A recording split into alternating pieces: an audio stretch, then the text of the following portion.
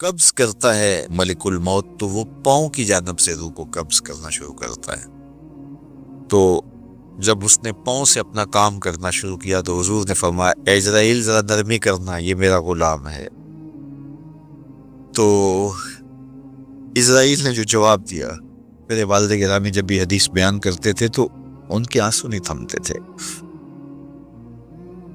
تو عزرائیل نے جو جواب دیا وہ کیا تھا؟ کرے اینا کا، حضور آپ کی آنکھیں ٹھنڈی ہو جائیں، حضور آپ کی آنکھیں ٹھنڈی ہو جائیں، صرف اس کے ساتھ نہیں، آپ کا جو بھی غلام ہوگا اس کے ساتھ نرمی کروں گا، اس کے ساتھ نرمی کروں گا۔ ایک انصاری جوان کا وقت آخر آیا تو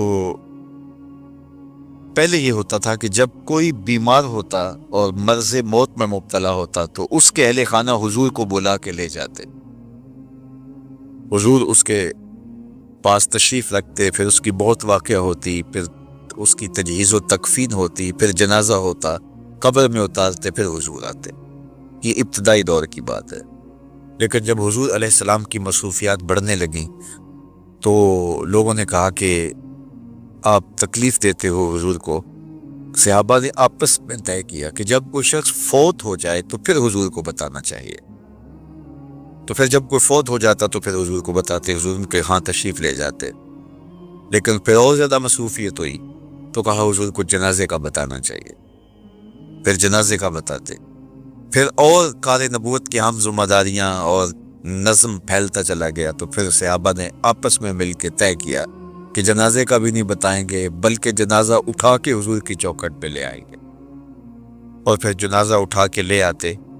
یہ باب البقیع سے باہر جو جگہ خالی پڑی ہے، جنت البقیع کے درمیان جو جگہ ہے، یہاں لا کے جنازہ رکھا جاتا ہو۔ حضور کے دور میں سارے جنازے یہاں ہوتے تھے، تو پھر جنازہ لایا جاتا، حضور سے عرض کیا جاتا اور حضور بس نکل کے جنازہ پڑھا دیتے۔ تو یہ ابتدا کی بات ہے، تو حضور پہلے ہی تشریف لے جاتے۔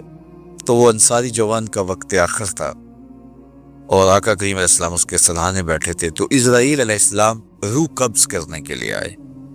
روح جب قبض کرتا ہے ملک الموت تو وہ پاؤں کی جانب سے روح کو قبض کرنا شروع کرتا ہے۔ تو جب اس نے پاؤں سے اپنا کام کرنا شروع کیا تو حضور نے فرمایا اے عزرائیل ذرا نرمی کرنا، یہ میرا غلام ہے۔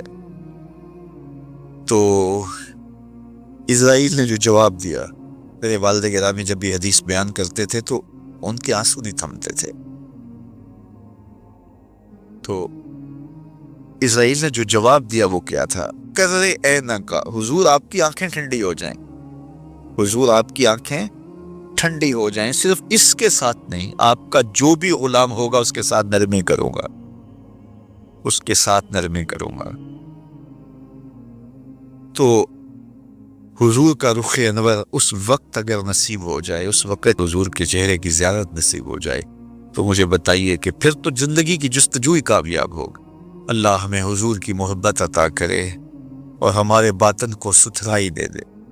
کاروبار بھی ہیں، بچے بھی ہیں، بچوں کے مسائل بھی ہیں، بچوں کے رشتوں کے معاملے بھی ہیں، اور بھی بہت سارے معاملات ہیں جو ہم سب کے ساتھ پیش ہوں گے، لیکن ہماری سب سے بڑی ترجیح یہاں بیٹھنے کی صرف اس کو راضی کرنا ہے۔ میرے مالک ہمیں ایسا کر دے کہ تو ہم پہ راضی ہو جائے، ہمارے باطن ستھرے کر دے، ہمارے اندر کی غلاستیں دور کر دے، ہمارے اندر کی گندگیاں ختم کر دے، حسد سے، حقد سے، بغض سے، کینے سے، نفرتوں سے ہمارے من صاف کر دے، اور اللہ دین کا کوئی کام ہم سے لے لے۔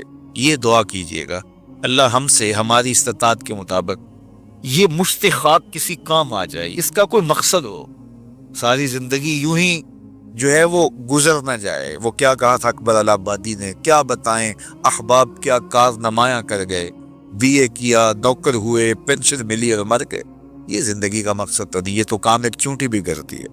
صبح اپنی بل سے نکلتی ہے، رزق اکٹھا کرتی ہے، خود کھاتی ہے، بچوں کو کھلاتی ہے، موسم برسات کے لیے جمع کرتی ہے، کسی کو ذرا بھی نہیں دیتی۔ اور یہی کام انسان کا ہو، صبح کام پہ نکل گیا، شام آ گیا، سو گیا، چلا گیا، تو پھر کیا فائدہ؟ اشرف المخلوقات کا ایک ہے۔ تو یہ دعا کریں اللہ اس مشت خاک سے کوئی کام لے لے اپنے دین کے لیے، ہم مقصد کی زندگی گزاریں، با مقصد ہماری حیات مستعار ہو، اور وہ بامقصد تبھی ہو سکتی ہے کہ اللہ رسول کی راہوں پہ گزاروں میں انسانیت کی خدمت کریں. سب سے بڑی خدمت انسانیت کی انسانی ہدایت کے لیے کوشش ہے. انسان کی سب سے بڑی ضرورت ہدایت ہے، تو انسانی ہدایت کے لیے کوشش یہ سب سے بڑی انسانیت کی خدمت ہے. اللہ میں توفیق دے، اپنی پناہوں میں رکھے. 56-57 اسلامی ملکوں کی آزمائش ہے آج کی تاریخ میں. یہ بھی آزمائے جا رہے ہیں اور وہ بھی آزمائے جا رہے ہیں جو ایک مٹھی بھر جماعت ہے، جو زیادہ یتیموں اور بیواؤں پہ مشتمل ہیں، جن کی اطراف کو دشمن نے گھیرا ہوا ہے اور دوسری جانب سمندر ہے. انہیں یہ راستہ دیا جاتا ہے کہ آپ چھوڑ کے جانا چاہتے ہو تو آپ جا سکتے ہو، لیکن وہ اس آزمائش کو شعوری طور پہ سمجھتے ہیں کہ یہ کیا آزمائش ہے، اس سے بھاگنا بنتا ہے یا رہ کر کے جان دینا بنتا ہے. تو وہ تو امتحان میں سرخرو ہو گئے. دونوں صورتوں میں اللہ نے ان کے لیے فتح لکھ دی ہے، اور دشمن خاص و برباد ہو جائے پھر بھی کامیاب، اور اگر وہ راہ حق میں شہید کر دی جائیں تو پھر بھی سرخرو. دونوں صورتوں کے اندر وہ تو کامیابی کی طرف بڑھ رہے ہیں. اور دوسری جانب 56-57 اسلامی ملک جن کے پاس عسکری قوتیں ہیں، جن کے پاس بڑے بڑے ہتھیار ہیں، عالی نصب میزائل ہیں. 3 دنوں سے میرے دماغ میں ایک شعر گھوم رہا ہے، یہ سارے اسلحوں کو، یہ سارے لشکروں کو، یہ معاشی طاقتوں کو، تیل کے ذخائر کو، یہ قدرتی گیس کے ذخائر کو، یہ بڑی بڑی اکانومی جو ہے ہماری، اور بڑے بڑے خطرناک ہتھیار ہیں ہمارے پاس. تو میں دیکھتا ہوں تو اقبال علیہ رحمہ کا ایک شعر یاد آتا ہے، غلامی میں نہ کام آتی ہیں شمشیریں نہ تدبیریں، جو ہو ذوق یقین پیدا تو کٹ جاتی ہیں زنجیریں.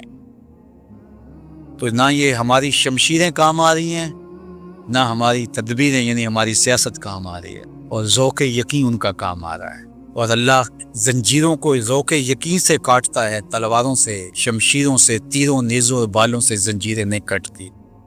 رکھو تم اپنے تیر اپنے گھر، رکھو تلواریں اپنے گھر، رکھو نیزے اپنے گھر، رکھو یہ بڑے بڑے قیمتی ہتھیار تم سنبھال کے رکھو، ان کو مضبوط حصار میں رکھو، ہوا نہ لگنے دو. اللہ ان کے پتھروں میں طاقت ڈال دے گا، اللہ ان کو توانائی عطا کرے گا. تمہارا تاریخ میں نام بھی نہیں ہوگا، تمہیں کوئی پوچھنے والا بھی نہیں ہوگا. تمہاری آنکھوں پہ اقتدار نے پٹی باندھ کے رکھ دی ہے. تمہارا امتحان تھا تھوڑے سے خوف سے، زیادہ خوف نہیں.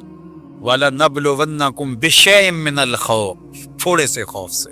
علماء تفسیر نے لکھا مکمل خوف اگر ڈال دیا جائے تو کوئی سہار نہیں سکتا، تو لہٰذا وہ امتحان ہی کیسے دے گا. تو اللہ امتحان اتنا ہی ڈالتا ہے جتنا وہ سہ سکتا ہے. تو تھوڑا سا خوف ڈالا. مسافتوں کے اوپر بیٹھے ہوئے لوگ، مضبوط قلعوں میں بیٹھے ہوئے لوگ، آلات حرب و ضرب کی فراوانی کے باوجود ایک بیان بھی تول تول کے دیتے ہیں کہ کسی کو برا نہ لگ جائے. اللہ نے امتحان لیا تو سارے چہرے کھل کے سامنے آ گئے. عرب کہاں کھڑا ہے، عجم کہاں کھڑا ہے. اور وہ دودھ پیتا بچہ جو ماں کی چھاتی سے دودھ چوس رہا تھا اور میزائل نے اڑا دیا، وہ ایک طرف کھڑا ہے. نتیجہ کیا ہوتا ہے؟ اللہ ان کی قسمت میں شہادت رکھی ہے، فتح رکھی ہے، یہ تو ہم نہیں جانتے، لیکن یہ ہم جانتے ہیں اور پورے تیقن کے ساتھ جانتے ہیں. آج نہیں تو کل فتح انہی کا مقصود ہے. اور یہ میں نہیں کہہ رہا، یہ میرے اور آپ کے آقا و مولا نے فرمایا صلی اللہ علیہ وسلم. اور انشاءاللہ ہوگا ایسا، پوری دنیا کے اوپر جھنڈا میرے حضور کے نام کا جھول رہا ہو اور ہر سمت اسلام کا پھریرا لہرا رہا ہو. یہ وقت تو آنے والا ہے انشاءاللہ.